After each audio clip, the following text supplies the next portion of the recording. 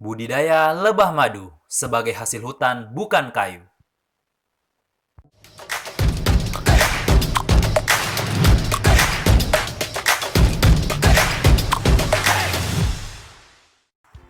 Halo semua, perkenalkan nama saya Dandi Adrian Saer, Stambuk L13118043, kelas KHTA Fakultas Kehutanan Universitas Tadulako.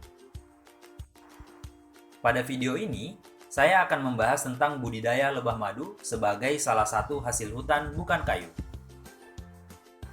Sebagai salah satu hasil hutan bukan kayu, perlebahan memiliki peranan penting di dalam strategi pembangunan ekonomi masyarakat pedesaan dan sektor pertanian berkelanjutan. Kegiatan perlebahan menghasilkan produk pangan berkualitas yang dapat membantu meningkatkan gizi dan penghasilan masyarakat pedesaan. Melalui fungsi polinasi, lebah madu berperan dalam meningkatkan produksi buah dan biji serta menjaga kelangsungan hidup dan keragaman jenis tumbuhan. Lebah madu adalah serangga sosial kaya manfaat. Semua yang dihasilkan oleh lebah madu dikenal berkhasiat untuk kesehatan. Di dunia, ada sekitar 20.000 spesies lebah madu. 7 spesies lebah madu yang sudah diketahui diantaranya yaitu Apis dorsata, Apis laboriosa, Apis mellifera, Apis florea, Apis andreniformis, Apis cerana, dan terakhir adalah Apis koschevnikovi. Namun, akhir-akhir ini ditemukan lagi spesies lebah madu baru yaitu Apis nigrocinsta di Sulawesi dan Apis nulwensis di Kalimantan. Dengan ditemukannya dua spesies baru ini, jenis lebah madu yang telah dilaporkan ada 9. Perlu diketahui bahwa ada 3 kasta dalam lebah madu, yaitu lebah ratu, lebah jantan, dan lebah pekerja. Di setiap sarang lebah, hanya akan ada terdapat satu ratu lebah di antara koloni lebah yang jumlahnya bisa mencapai 80.000 ekor. Secara genetik, sang ratu bertanggung jawab untuk mengontribusikan karakteristiknya pada lebah lainnya yang terdapat di sarang. Oleh karena itu, lebah yang terdapat di sarang sudah pasti terbentuk dari elemen dasar yang sama dengan sang ratu lebah. Dalam lebah pekerja, terdapat 3 kasta lagi yang terbagi berdasarkan pekerjaannya. Yang pertama itu lebah perawat. Lebah perawat adalah lebah pekerja yang khusus merawat ratu lebah dan anak-anaknya atau larva. Mereka bertanggung jawab untuk memproduksi royal jelly serta memberi makan sang ratu dengan royal jelly, bin polen, dan madu. Selanjutnya, lebah pengumpul. Ketika mengumpulkan polen dari bunga-bunga, lebah pengumpul hanya akan mengunjungi tipe bunga yang sama hingga semua polen habis terkumpul. Pada saat lebah mengumpulkan polen, ia juga mencampurkannya dengan sedikit madu dari mulutnya dan kemudian membentuk gumpalan polen yang akan disimpan dalam kantong dan terdapat di kaki lebah. Selanjutnya yaitu lebah pencari. Lebah pencari adalah lebah pekerja yang mencari sumber-sumber polen, nektar, dan propolis. Ketika mereka menemukan sumber makanan yang terbaik, mereka akan kembali ke sarang dan mengonfirmasikan kepada lebah pengumpul. Kemudian, lebah pengumpul pergi untuk mengumpulkan makanan tersebut. Selanjutnya, lebah jantan. Lebah pejantan adalah satu-satunya lebah jantan yang terdapat di sarang lebah dan hanya bertugas untuk membuahi sang ratu lebah. 16 hari setelah ratu lebah yang baru terlahir, ia terbang ke tempat lebah jantan yang telah menunggu kedatangannya. Setelah membuahi sang ratu, lebah jantan ini kemudian mati.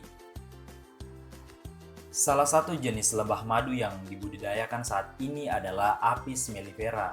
Hal ini dikarenakan jenis lebah madu ini sangat potensial untuk dibudidayakan karena memiliki keunggulan yaitu menghasilkan madu yang melimpah dan lebah ini juga sangat jinak dan relatif mudah untuk pemeliharaannya. Nah, untuk membudidayakan lebah madu, ada beberapa faktor-faktor yang perlu diketahui sebagai penentu keberhasilan dalam membudidayakan lebah madu tersebut. Yang pertama, ketersediaan sumber pakan. Ketersediaan sumber pakan dapat diketahui dengan melakukan inventarisasi jenis dan kelimpahan tanaman pakan serta pendataan kalender pembungaan atau biasa disebut dengan pengayaan tanaman pakan. Yang kedua, model budidaya lebah madu. Budidaya lebah madu di Indonesia terdiri dari lebah lokal, Apis cerana, dan lebah impor, Apis mellifera. Bentuk dan teknik manajemen koloni tergantung dari jenis lebah madu yang dikelolanya. Dalam model budidaya lebah madu, ada dua cara yang bisa kita lakukan. Yang pertama, budidaya menetap. Jenis lebah madu yang dibudidayakan secara menetap umumnya adalah jenis lokal, Apis cerana. Keberhasilan budidaya menetap sangat tergantung dari ketersediaan sumber pakan sepanjang tahun dan masa pembungaannya.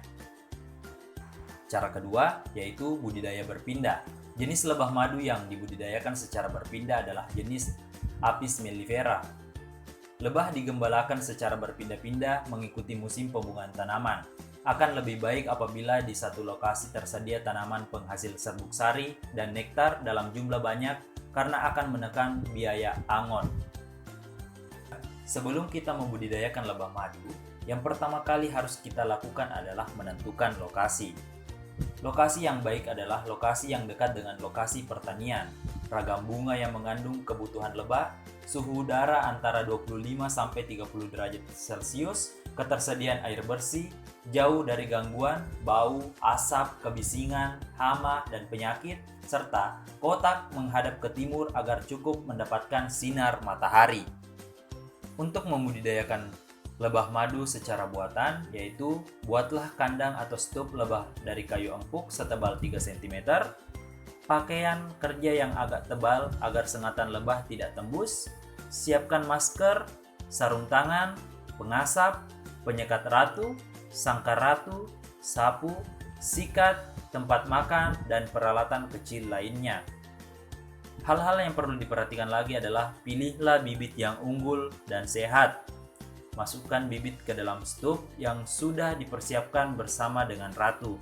Biarkan lebah dalam waktu 1 minggu untuk beradaptasi dengan lingkungan sekitarnya. Nah, itulah tadi penjelasan singkat tentang budidaya lebah madu. Mengingat manfaat yang dihasilkan oleh madu untuk kesehatan sangat banyak, maka sepantasnya kita membudidayakan lebah madu tersebut tanpa mengurangi nilai sosial, nilai ekonomi, dan nilai lingkungan itu sendiri. Semoga video ini bermanfaat. Sekian, Assalamualaikum warahmatullahi wabarakatuh.